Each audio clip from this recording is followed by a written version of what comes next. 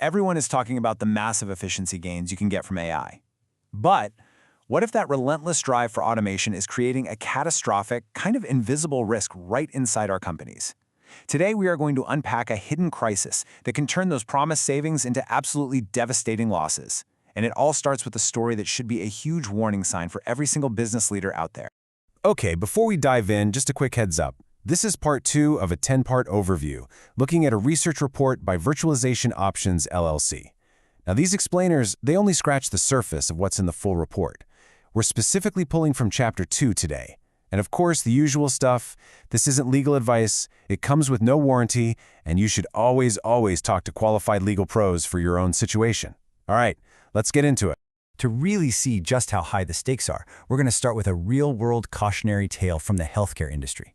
It's a story about an AI implementation that went, well, horribly wrong. So, it all kicked off with a really compelling promise.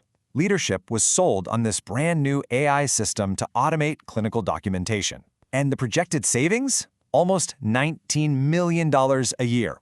On paper, it looked like an absolute no-brainer, a clear win. But the reality? It was a total disaster. The very first sign of trouble, the AI was making so many underbilling errors that the healthcare system lost an estimated $67 million in revenue, money that it should have collected, just gone. And believe it or not, it gets worse. While the AI was underbilling some claims, it was overbilling others. And that, as you can imagine, triggered a federal fraud investigation, which ended with $47 million in penalties. So, here's the bottom line. When you add it all up, those promised savings didn't just vanish into thin air. No, they were replaced by a staggering bill of over $125 million just to clean up the mess. So, what on earth went so wrong here? Well, the report argues that the financial disaster, that was just a symptom. The real disease was the loss of something much deeper, something that never shows up on a balance sheet, the organization's invisible brain. Because here's the thing.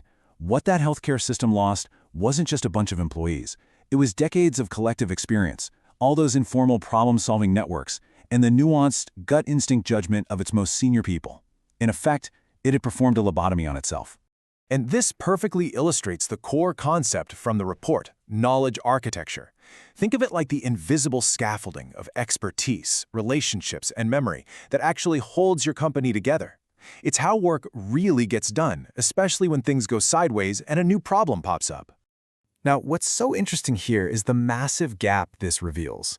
On the left, you've got what leadership typically sees and manages, right? The clean org charts, the formal processes. But on the right, that's the reality of how value is actually created through all those messy, informal networks and the years of experience it takes to handle exceptions. The very things that AI just can't replicate. So, to make this idea a little more tangible, the report deconstructs this invisible web of knowledge into 4 distinct pillars. And understanding these is absolutely key to seeing what's really at risk when this whole structure gets dismantled. Okay, so first up is relationship capital. Those crucial ties that just smooth everything over. Second, there's exception handling, that expert judgment to know when the standard process just isn't going to cut it. Third, you have institutional memory, knowing why things are the way they are so you don't repeat mistakes from 5 years ago. And finally, mentorship networks, that informal way senior folks train the next generation, which is the absolute lifeblood of any company that wants to last. When you remove experienced staff, you shatter all 4 of these pillars at once. This all leads to a really critical question. If this knowledge architecture is so vital, why can't a company just, rebuild it after making a mistake? Well, the answer is pretty sobering. The report makes it crystal clear that this is not like fixing a software bug. We're talking about a loss that is often irreversible, and trying to turn back the clock is basically impossible.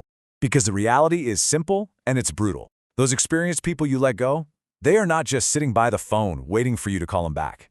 They've retired, they've taken all that invaluable expertise to your competitors, or frankly, they have zero interest in returning to a place that showed them it didn't value them in the first place. And this brings us to the final, stark warning from the report. Recovery from knowledge loss is exponentially more difficult and expensive than preventing it. It's such a powerful reminder that the most valuable assets in any organization can't always be measured on a spreadsheet. So before you rush to automate, the crucial question isn't just what can we replace, but what knowledge can we simply not afford to lose? Because once it's gone, it might be gone for good.